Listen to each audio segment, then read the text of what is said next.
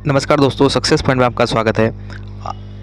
Board परीक्षा में हिंदी से संबंधित ऑब्जेक्टिव प्रश्न और रिक्त स्थान महत्वपूर्ण हम देखने वाले हैं। तो संजीव डेस वर्क के सभी ऑब्जेक्टिव प्रश्न और रिक्त स्थान को कवर करते हुए हम इस पूरे वीडियो को बना रहे हैं। ठीक है, तो इसमें टोटल जितने भी मॉडल पेपर हैं सभी के प्रश्न सम्मिलित किए जाएंगे। ठीक है, पहला प्रश्न है, पंडिताइन शब्द में कौन सा प्रत्यय है? तो आइन प्रत्यय में कौन सा है? आयन। आइन। स्वच्छ शब्द की संधि, तो सुधन अच्छ, क्या होगा? सुधन अच्छ। और संधि की बात करें तो उ का यहाँ पे हो गया व, यानी कि कौन संधि है? यण संधि। ठीक है, भ्रमर गीत की भाषा कौन सी है? तो ब्रज भाषा है भ्रमर गीत की। नेक्स्ट है, अट नहीं रही कविता में किसकी आभा का वर्णन किया गया है? तो अट नहीं रही में फागुन महीने की आभा का वर्णन किया गया था। जयशंकर प्रसाद जी का जन्म कहाँ हुआ? तो वाराणसी में हुआ। शिव धनुष तोड़ने वाले को परशुराम ने किसके समान अपना शत्रु बनाया? तो सहस्त्रबाहु के समान, है ना, जिसकी 1000 भुजाएं। पाठ अपने पढ़ा है ढंग से। नेक्स्ट क्वेश्चन है, शहर के मुख्य बाजार के मुख्य चौराहे पर किसकी प्रतिमा लगी थी? तो नेताजी सुभाष चंद्र बोस की इसमें प्रतिमा लगी थी। यही सच है कहानी संग्रह के लेखक कौन है? तो इसके कहानी संग्रह के लेखक हैं मनु भंडारी। कौन है? मनु भंडारी। नेक्स्ट है, लखनवी अंदाज लेख के माध्यम से कवि ने किस पर व्यंग किया है? तो नवाबों पर। ठीक है, नवाबों पर व्यंग किया है। मानव संस्कृति कैसी है? अविभाज्य है। ठीक है, नेक्स्ट क्वेश्चन, मेहनतकश बादशाहों का शहर किसे कहा गया है? तो गंगटोक को। किसे कहा गया? गंगटोक को, गंगटोक को। यानी कि पिताजी तारकेश्वर को प्यार से क्या कहकर बुलाते थे? तो भोलानाथ कहकर बुलाते थे। अब रिक्त स्थान की बारी है। तो रिक्त स्थान देखिए, वीडियो को 2 से 3 बार आप देखेंगे, निश्चित रूप से आपको पूरे प्रश्न याद हो जाएंगे। पहला रिक्त स्थान, जिस क्रिया में 2 कर्म होते हैं उसे क्या कहते हैं? द्विकर्मक अभिक्रिया, द्विकर्मक क्रिया कहते हैं। क्रिया वैसे 2 प्रकार की होती है, सकर्मक और अकर्मक। बेसिक तो 2 ही है, बाकी अनेक प्रकार होते हैं, तो उसमें से 2 कर्म वाली द्विकर्मक। ठीक है, अविकारी शब्द को ही क्या कहते हैं? अवयव कहते हैं, यानी कि जिसका रूप परिवर्तन नहीं होता लिंग वचन काल आदि के द्वारा, उसको बोलते हैं अव्यय शब्द। ठीक है, तीसरा रिक्त स्थान, समास के दोनों पद समान रूप से प्रधान होते हैं। तो द्वंद्व समास में ही समास के दोनों पद प्रधान होते हैं। बाकी आपको बता दें, अव्ययभाव समास में पहला पद होता है उपसर्ग, द्विगु समास में पहला पद संख्यावाची होता है, और कर्मधारय समास में विशेषता बताने वाले शब्दों का प्रयोग करते हैं। उपमान, उपमेय, विशेषण, विशेष्य का संबंध होता है। और बहुव्रीहि समास में तीसरे अर्थ की अपेक्षा की जाती है। चौथा प्रश्न, संज्ञा, सर्वनाम, क्रिया या अवयव शब्दों के साथ क्या जोड़कर विशेषण बनाए जाते हैं? प्रत्यय जोड़कर विशेषण बनाए जाते हैं। ठीक है, प्रत्यय जोड़कर विशेषण बनाए जाते हैं। नेक्स्ट क्वेश्चन है, संज्ञा के स्थान पर काम में आने वाले शब्द क्या कहलाते हैं? बिल्कुल सर्वनाम कहलाते हैं। उपसर्ग वे शब्दांश से जो शब्द के कहाँ जुड़ते हैं? आगे जुड़ते हैं, यानी कि आरंभ में जुड़कर उसका अर्थ परिवर्तन कर देते हैं। तो ये था पहला मॉडल पेपर जो बोर्ड ने जारी किया था। अब चलते हैं दूसरे मॉडल पेपर की ओर। प्रश्न है, तुम्हें धोखा नहीं देना चाहिए था, वाक्य में धोखा संज्ञा क्या है? भाववाचक संज्ञा है। ठीक है, धोखा एक भाव है। इनमें से किस शब्द में उपसर्ग नहीं है? तो उपसर्ग किसमें नहीं है? तो इसमें कहार, इसमें कोई उपसर्ग नहीं है। बाकी विहार में वि उपसर्ग है, प्रहार में प्र उपसर्ग है, आहार में आ उपसर्ग है। ठीक है, हमारे हरी हारिल की लकड़ी, वाक्य में हारिल शब्द किसके लिए आया है? तो हारिल शब्द जो है ये आया है पक्षी के लिए। ठीक है, हारिल एक पक्षी होता है जो अपने मुंह में हमेशा लकड़ी को पकड़ के रखता है।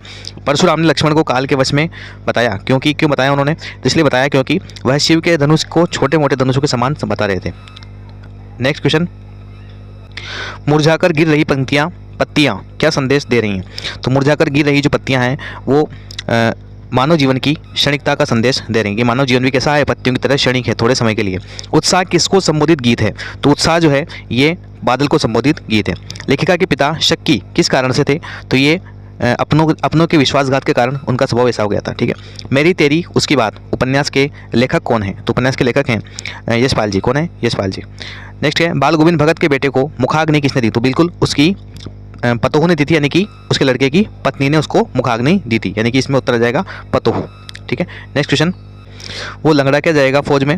इसमें लंगड़ा किसके लिए शब्द आया है काम में? ठीक है, तो इस आया है कैप्टन के लिए। ठीक है, जो इसमें चश्मे बेचा करता था। माँ ने भोलानाथ के घावों पर क्या लगाया? तो माँ ने जो है भोलानाथ के घावों पर लगाया किसका लेप लगाया? नीम के पत्ते का लेप, माफ़ कीजिएगा, पीसी हुई क्या लगाई? हल्दी लगाई। तो माँ ने भोलानाथ के घावों पर क्या लगाया? पीसी हुई हल्दी लगाई। नेक्स्ट क्वेश्चन है, लेखिका ने गंगटोक को क्या कहा? तो मेहनतकश बादशाहों का शहर कहा था। रिपीटेड क्वेश्चन है, पिछले मॉडल पेपर में भी आया था। अब देखिए रिक्त स्थान देखते हैं अपन। तो पहला प्रश्न है, जब शब्द जो किसी वस्तु, पदार्थ या तोल या माप का बोध कराते हैं वे क्या कहलाते हैं? वे कहलाते हैं द्रव्यवाचक संज्ञा कहलाते हैं। क्या कहलाते हैं? द्रव्यवाचक संज्ञा। जहाँ 2 वस्तुओं या व्यक्तियों की तुलना करके एक दूसरे से अधिक या कम बताया जाता है वहाँ विशेषण की कौन सी अवस्था होती है? तो वहाँ होती है उत्तमावस्था। ठीक है, नेक्स्ट क्वेश्चन, जो अवयव शब्द क्रिया की विशेषता का बोध कराते हैं उन्हें क्या कहते हैं? क्रिया विशेषण कहते हैं। क्या कहते हैं? क्रिया विशेषण कहते हैं। नेक्स्ट है, हिंदी के प्रचलित उपसर्गों को मुख्य कितने भागों में बांटा गया है? तो हिंदी के प्रचलित उपसर्गों को मुख्य रूप से आप ध्यान रखना 4 भागों में बांटा गया है। ठीक है, प्रश्न 5वां, निम्न में से जहाँ पर विसर्ग का लोप होकर उसके स्थान पर नया वर्ण आ जाता है तो उसे क्या कहते हैं? उसे कहते हैं विसर्ग संधि। क्या कहते हैं उसे? विसर्ग संधि। द्वंद्व समास में दोनों पद प्रधान तथा उनके बीच में किसका लोप होता है? और या का लोप होता है। ठीक है, तो ये आपको ध्यान रखना है। नेक्स्ट मॉडल पेपर, पहला प्रश्न, कौन सा शब्द इक प्रत्यय से नहीं बना हुआ है? तो कठिन शब्द में कोई इक प्रत्यय नजर नहीं आ रहा है, बाकी मानसिक, दैविक, नैतिक दिख रहा है आपको। उल्लेख का सही संधि विच्छेद कौन सा है? उल्लेख का कौन सा है? उत प्लस लेख। ठीक है, उत प्लस लेख। नेक्स्ट क्वेश्चन है, कवि का स्वप्न कैसा था? तो कवि का स्वप्न कैसा था? तो कवि का स्वप्न था प्रेम से परिपूर्ण। नेक्स्ट क्वेश्चन, कवि ने बादल का मानवीकरण किस रूप में किया है? तो ये किया है बच्चे के रूप में। ठीक है, कि जैसे बच्चों के बाल घुंघराले होते हैं उसी प्रकार से बादल दिखाई दे रहे हैं। कवि ने बांस और बबूल किसे कहा है? तो कवि ने कहा है बगुले के स्वयं को। बांस और बबूल किसे कहा है? स्वयं को। नेक्स्ट है, तार सप्तक का क्या अर्थ है? तो तार सप्तक का अर्थ है सरगम को ऊंचे स्वर में गाना। सरगम को ऊंचे स्वर में गाने का मतलब क्या है? तार सप्तक पाठ में इसके लिए तार सप्तक शब्द काम में आया था। नेक्स्ट क्वेश्चन, लेखक ने असभ्यता की जननी किसे कहा है? तो असंस्कृति को कहा है, यानी कि नए नए परमाणु हथियारों का निर्माण करना मानव के विनाश के लिए, उसको बोलते हैं असंस्कृति। निम्न में से कौन सा काव्य संग्रह यतीन्द्र मिश्र का नहीं है? तो कौन सा नहीं है यतीन्द्र मिश्र का? तो आपको ध्यान रखना है, धूप के धान ये नहीं है, बाकी यदा कदा, ड्योढ़ी पर आलाप और अयोध्या तथा अन्य कविताएं, ये सब किसकी है? यतीन्द्र मिश्र जी की कविताएं हैं। नेक्स्ट क्वेश्चन, यशपाल को जेल क्यों हुई? ठीक है, तो यशपाल जी को जेल क्यों हुई? इसके लिए क्रांतिकारी धारा से जुड़ने के कारण इनको जेल हुई। कौन सा कहानी संग्रह स्वयं प्रकाश का नहीं है? तो कौन सा कहानी संग्रह नहीं है इनका? बाकी तर्क का तूफान नहीं है, बाकी सूरज कब निकलेगा, आदमी जात का आदमी, आएंगे अच्छे दिन भी, तो ये इसके काव्य संग्रह है। गंतोक का क्या अर्थ है? तो गंतोक का जो अर्थ है वो है पहाड़। क्या है? पहाड़। मैं क्यों लिखता हूँ पाठ की विधा क्या है? मतलब किस भाषा में या किस विधा में, किस टेक्निक में ये जो है ये पाठ लिखा गया है? तो लिखा गया है निबंध के रूप में। किस में रूप में लिखा गया? निबंध के रूप में। नेक्स्ट क्वेश्चन, पर्वत, नदी, नगर, पक्षी, फूल आदि जो उदाहरण हैं किसके हैं? जातिवाचक संज्ञा के उदाहरण है, ध्यान रखना है। जो सर्वनाम निकट अथवा दूरस्थ व्यक्ति या पदार्थ की ओर संकेत करते हैं उन्हें निश्चयवाचक सर्वनाम कहते हैं। तो रिक्त स्थान में क्या आना चाहिए? निश्चित। पदार्थ की ओर निश्चित संकेत करते हैं इसलिए बोलते हैं निश्चयवाचक सर्वनाम। ठीक है, रमेश पुस्तक पढ़ता है, वाक्य में क्रिया क्या है? तो वाक्य में कौन सी क्रिया है? सकर्मक क्रिया है वाक्य में। ठीक, कौन सी क्रिया है? सकर्मक। ठीक है, कर्म कर रहा है, रमेश पुस्तक पढ़ता है। वे प्रत्यय जो धातु अथवा क्रिया के अंत में लगाकर नए शब्दों की रचना करते हैं उन्हें क्या कहते हैं? तो अंत में लगने वाले क्या कहलाते हैं? पहले बात तो प्रत्यय कहलाते हैं। ठीक है, अब धातु में लग रहे हैं, धातु वाले प्रत्यय कौन से होते हैं? कृदंत प्रत्यय या कृत प्रत्यय। ठीक है, क्या बोलते हैं? कृत प्रत्यय, जो धातु के पीछे जुड़ते हैं। ठीक है, और तद्धित प्रत्यय, एक और प्रत्यय होते हैं तद्धित प्रत्यय जो शब्दों के पीछे जुड़ते हैं। ठीक है, नेक्स्ट क्वेश्चन है, व्यंजन का स्वर से या व्यंजन से योग होने को कौन संधि कहते हैं? तो उसको बोलते हैं व्यंजन संधि। ठीक है, स्वर संधि में हमेशा स्वर से स्वर का मेल होता है, जबकि व्यंजन संधि में व्यंजन का व्यंजन से या व्यंजन का स्वर से मेल होता है। ठीक है, वे प्रत्यय जो धातु अथवा क्रिया के अंत में लगकर नए शब्दों की रचना करते हैं उन्हें क्या कहते हैं? उन्हें कहते हैं प्रत्यय। क्या कहते हैं उन्हें? प्रत्यय। तो प्रत्यय लगते हैं पीछे, उपसर्ग लगते हैं आगे। नेक्स्ट मॉडल पे चलते हैं, किसमें समास का सही प्रयोग हुआ है? तो किसमें हुआ है? नवरात्र में समास का सही प्रयोग हुआ है, बाकी किसी में भी कोई समास लग नहीं रहा है। नवरात्र में कौन सा समास है? द्विगु समास है। ठीक है, निजवाचक सर्वनाम का उदाहरण कौन सा है? तो ये है अपना, हमें अपना काम स्वयं करना चाहिए। स्वयं, जब भी स्वयं आ जाएगा इसका मतलब निज, खुद की बात कर रहे हैं अपन, तो इसमें होगा निजवाचक सर्वनाम। राम लक्ष्मण परशुराम संवाद रामचरितमानस के किस कांड से लिया गया है? तो ये लिया गया है बालकांड से। कौन से कांड से लिया गया है? बालकांड से। स्मृति पाथे से क्या आशय? स्मृति पाथे से आशय स्मृति रूपी संबल। क्या है? स्मृति रूपी संबल। नेक्स्ट क्वेश्चन है, उत्साह कविता में कौन सा रस प्रयुक्त हुआ है? तो उत्साह कविता में जो आया रस का नाम वो है वीर रस। कौन सा रस? वीर रस। तो उत्साह कविता में वीर रस की बात की गई है। नेक्स्ट क्वेश्चन है, मुख्य गायक भटकता हुआ कहाँ चला जाता है? तो मुख्य गायक भटकता हुआ अनहद में चला जाता है। कहाँ चला जाता है? अनहद में। रामवृक्ष बेनीपुरी का साहित्य किस नाम से प्रकाशित हुआ? तो इनका जो साहित्य है वो बेनीपुरी रचनावली से प्रकाशित हुआ। लेखिका को साहित्य की दुनिया में प्रवेश किसने करवाया? तो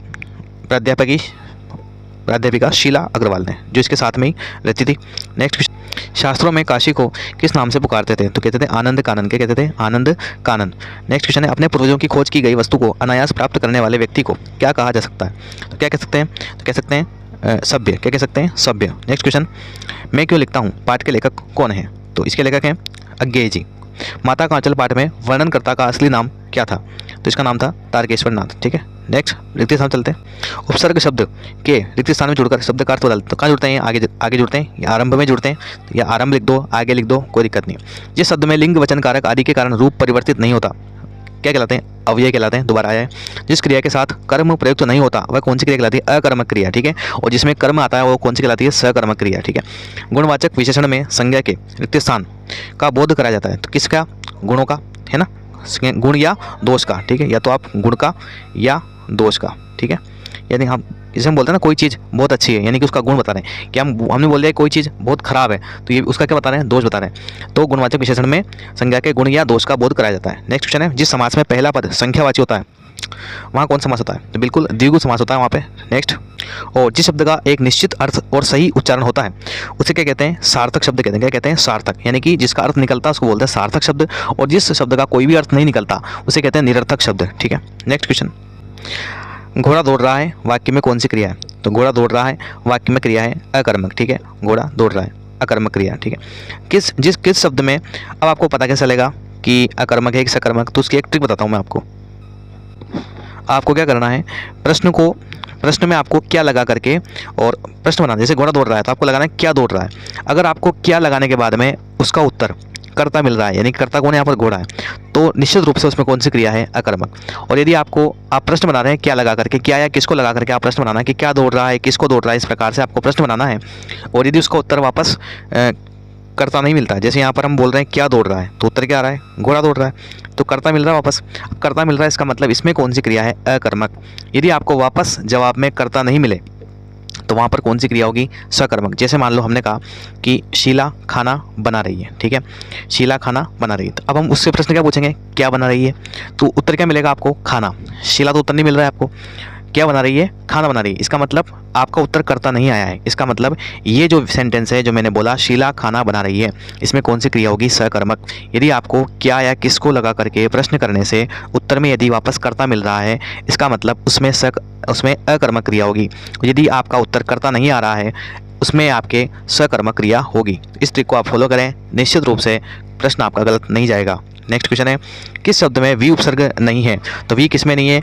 तो देखो वी इसमें विद्या में, क्योंकि अगर वी निकाल देंगे इसमें तो विद्या का कोई मतलब निकलता है कि नहीं है? बाकी इसमें सब में वी उपसर्ग है। ठीक है, व्यर्थ दरहूँ धनु बाण कुठारा, उक्त कथन किसका है? तो ये किसने कहा था? लक्ष्मण का कथन है। किसने कहा था? लक्ष्मण जी का ये कथन है। साहित्य लहरी किस कवि की रचना है? तो ये है सूरदास जी की रचना है साहित्य लहरी। ठीक है, इनके अधिकांश रचनाएं स से ही स्टार्ट होती है। साहित्य लहरी, सूरसागर है ना, सूर सारावली। संगतकार द्वारा जानबूझकर स्वर को ऊंचा न उठाए जाने को क्या समझना चाहिए? तो क्या समझना चाहिए? संगतकार की इंसानियत, कि वो भी अच्छा गा सकता है परंतु जानबूझ करके नहीं गाता है, क्योंकि मुख्य गायक की भूमिका क्या हो जाएगी फिर? थोड़ी सी कम दिखाई देगी, इसलिए। नेक्स्ट क्वेश्चन, तुम्हारी यह दंतुरीन मुस्कान मृतक में भी डाल देगी जान, पंक्ति में कौन सा अलंकार है? ठीक है, अलंकार वैसे आपके सिलेबस में है नहीं, पर प्रश्न आया है तो फिर भी बता देते हैं। कौन सा अलंकार है? अतिशयोक्ति अलंकार है। कौन सा अलंकार है? अतिशयोक्ति। ठीक है, हालदार साहब कस्बे में क्यों रुकते थे? तो हालदार साहब कस्बे में क्यों रुकते थे? आपको पता है, पान खाने के लिए रुकते थे। ठीक, नेक्स्ट क्वेश्चन, सफ़ेद पोश सज्जन के लिए तौलिए पर क्या रखा था? तो क्या रखा था? खीरा रखा था। उस्ताद बिस्मिल्लाह खां के बचपन का नाम क्या था? तो उस्ताद बिस्मिल्लाह खां के बचपन का नाम था अमीरुद्दीन। संस्कृति पाठ के लेखक का क्या नाम है? तो भरत आनंद कौशल्यान जी। ठीक है, लेखक के साथियों में सबसे ढीठ कौन था? तो ये था अपना बेजू। ठीक है, कौन था? बेजू। साना साना हाथ जोड़ी पाठ की लेखिका कौन है? तो कौन है? मधु काकरिया। नेक्स्ट, रिक्त स्थान शब्दों में प्रयोगानुसार रूप परिवर्तन होता है। तो किस में रूप परिवर्तन होता है? विकारी शब्दों में। किस में होता है? विकारी। ठीक है, ध्यान रखना। नेक्स्ट क्वेश्चन है, यह दुधारू गाय है वाक्य में कौन सा विशेषण है? गुणवाचक विशेषण है, क्योंकि हम यहाँ गाय की विशेषता बता रहे हैं कि गाय कैसी है? दुधारू, यानी कि दूध देने वाली गाय। परिमाणवाचक विशेषण, क्रिया विशेषण कितने वेद होते हैं? 2 होते हैं, ध्यान रख लेना। 2 या 2 से अधिक वर्णों के मेल को क्या कहते हैं? संधि कहते हैं। क्या कहते हैं? संधि। और 2 या 2 से अधिक शब्दों के मेल को क्या कहते हैं? समास। ठीक है, नेक्स्ट है, निश्चय शब्द में कौन सा उपसर्ग है? निश्चय शब्द में कौन सा उपसर्ग है? ध्यान रखिएगा आप, निश्चय शब्द में निस उपसर्ग है। कौन सा उपसर्ग है? निस। तो अपने 5 मॉडल पेपर के ऑब्जेक्टिव और रिक्त स्थान प्रश्नों को डिस्कस किया। एक पार्ट इसका और आएगा जिसमें जो बचे हुए मॉडल पेपर हैं उनसे संबंधित हम ऑब्जेक्टिव प्रश्न और रिक्त स्थान को कवर कर लेंगे। इस वीडियो को आप 1 से 2 बार देखिए, निश्चित रूप से आपको परीक्षा में सफलता मिलेगी, ऐसी मेरी कामना है। ठीक है, तो उत्तर जब आप वीडियो देखें दोबारा, तब प्रश्न पर वीडियो रोक करके प्रश्न देने का, उत्तर देने का कोशिश कीजिएगा। प्रश्न पढ़ के आप वीडियो रोकिए और पहले आप उत्तर देने का प्रयास कीजिए, उसके बाद सॉल्यूशन देखिए। ठीक है, ऐसे आपको प्रश्न उत्तर जल्दी से याद होंगे। तो आशा करता हूँ वीडियो को पसंद आया होगा। मिलते हैं नेक्स्ट में, धन्यवाद।